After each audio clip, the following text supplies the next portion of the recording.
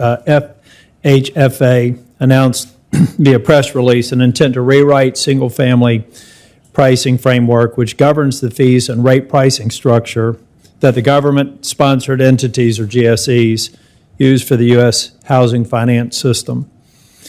As it's designed, it looks like these policies would decrease overall cost for riskier individuals with low credit scores, and at the same time, forcibly raise costs and fees for those with better credit scores. Can you speak to the effects that moving away from a risk-based pricing model would have on housing lending? Yes, happy to try. I think that this rule, it seems to me that it sets up the wrong incentives for folks. Obviously, people save money over time for their down payment. They work hard. They pay their bills on time. And those people under this rule would actually be penalized, which seems like not the right strategy to set up a sure financial footing for our economy, certainly in the housing sector. I think something that concerns me quite a bit is just that we are starting to be in a deflating market.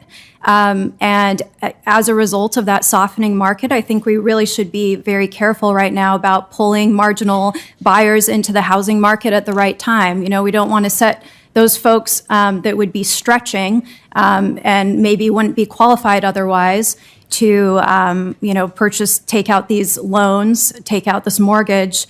We don't want to set them up for failure. We don't want to set these folks up for bankruptcy.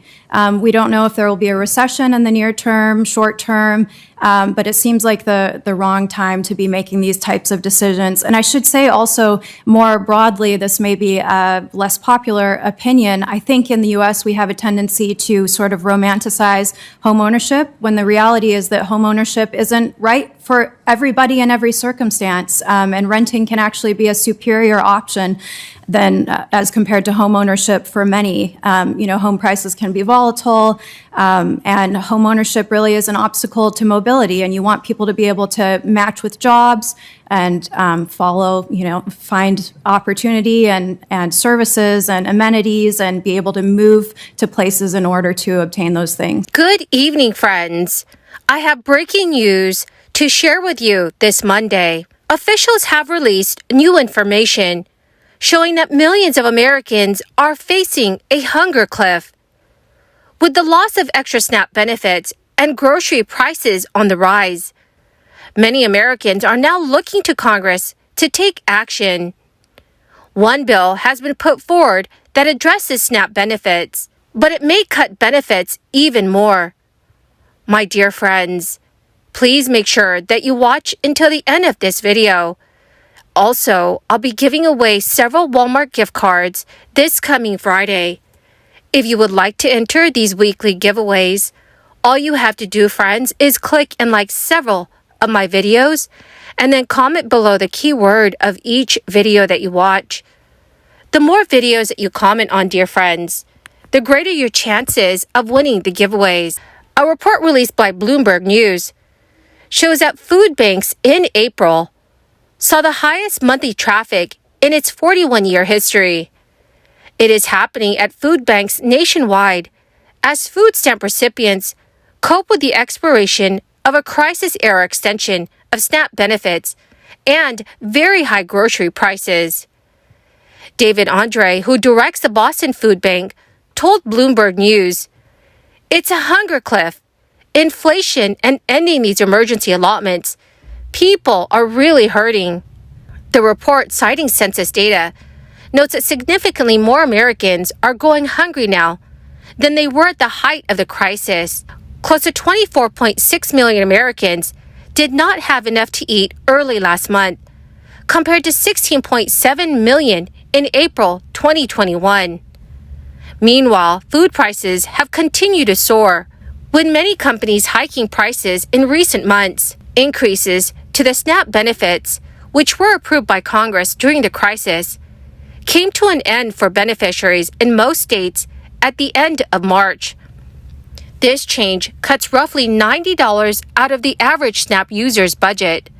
Following news of the benefit cuts, analysts projected that the impact could be noticeable for discount retailers and big box merchants like Walmart, as food stamps have made up 10% of the dollar store revenues and 20% of supermarket sales in lower income areas. The cuts have come at an unfortunate time, with inflation continuing to rise. Since losing the added benefits, many American families are on the edge of facing food insecurity. It is a struggle that could be further exacerbated by proposed Republican spending cuts in the stalled debt limit negotiations. As our nation rapidly approaches a debt ceiling deadline, which economists say could result in a catastrophic default, House Speaker Kevin McCarthy and House Republicans have lauded a plan that could cut many off from federal food assistance. Kevin McCarthy's plan, which includes $4.5 trillion in spending cuts, would raise the age limit for SNAP's work requirements for all able-bodied adults and individuals without any dependents. It would change the age from 50 to 56 years old. Such a change, if signed into law, may affect nearly 1 million Americans between those ages. Currently, individuals 18 through 49 who do not have children are required to work or participate in a work program for at least 20 hours a week to receive benefits through SNAP, unless they qualify for other exemptions. Those who do not meet the minimum work hour requirements are limited up to 3 months of benefits every 3 years. Households with dependents 17 and younger are among those excused from SNAP's work requirements and 3-month time limit.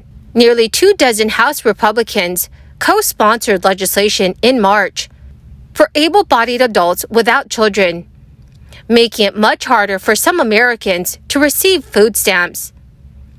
The bill, led by South Dakota Representative Dusty Johnson, would narrow a work requirement exemption for households with children, allowing only those with children under the age of 7 to qualify instead of the current cutoff of 18. Also, the legislation would raise a maximum age like in the debt limit plan, but from 49 to 65 years old. It is a more drastic increase than Kevin McCarthy's plan. More than 10 million Americans, 1 in 4 SNAP participants, would be at risk of losing their food assistance benefits under Representative Dusty Johnson's proposal. While some states let their increased benefits expire earlier, people in 32 states lost their increased crisis SNAP funds in March. Parents Together Action is a nonprofit parent and family advocacy group that represents more than 3 million families, found that most households are already struggling to feed their children just 1 month after the benefits have expired in all U.S. states. The survey also found that 44% of parents can no longer afford enough food for their households, and 37% of parents reported they have had to skip meals to feed their children. It is extremely important that congressional lawmakers continue to approve further relief for the American people, especially as our economy remains in a very rocky state. Well, my amazing and most awesome friends, that is the end of my daily stimulus update video for today. Thank you, dear friends, for being part of this community and for joining me here every single day.